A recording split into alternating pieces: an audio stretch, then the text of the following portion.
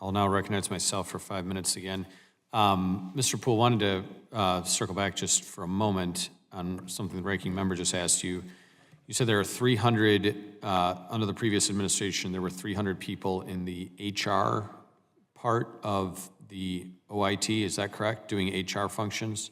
Yeah, Mr. Chairman, that was an estimate, around 300. I believe Ms. Beard has the exact number if you want it, or we can take that for the record, but roughly 300 resources. So 300 out of 8,200 were doing HR functions that could have been or would have otherwise been done by the department as a whole and absorbed into the workflow of the department, into the, I'm sure, robust HR portfolio of managing 400 and some odd thousand people within the department. Would you say that's fairly accurate?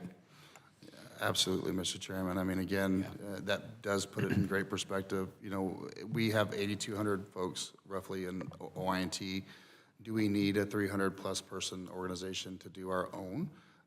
We're driving the business to standardize on common technologies. We will do the same. Yeah.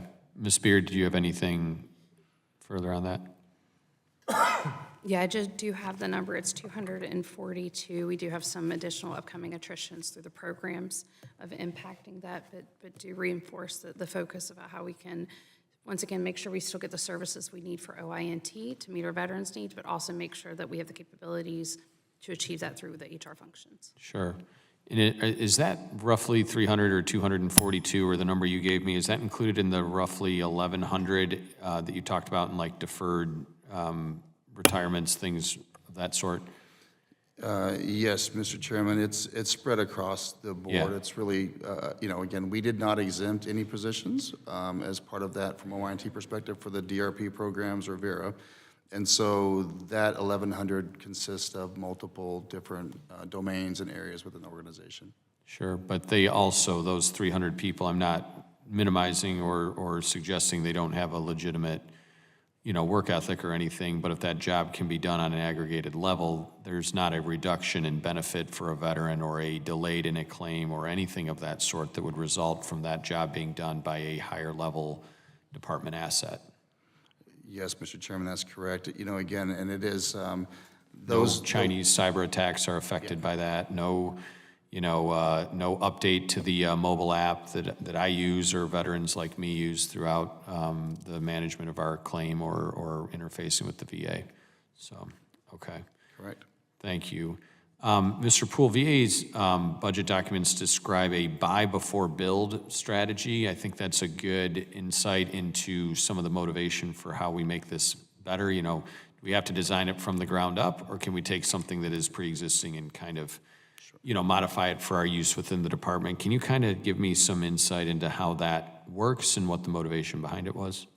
Yes, Mr. Chairman. And again, thank you for the question. It's a really good one in terms of how we are approaching optimizing the organization. So the buy versus build is really driven by the need to look at enterprise standard tools out there today that can deliver functionality for the department. Previously, we've invested in building and building and building. And so we have a very large portfolio of products that are custom. They're built and maintained, and we're perpetually stuck, and a lot of those get into the legacy portfolio. When you go out and buy capability from industry, you can generally get an enterprise platform that you can consolidate a standard workflow and process for the department on and maintain and keep that system modernized. And again, it's just a much better model.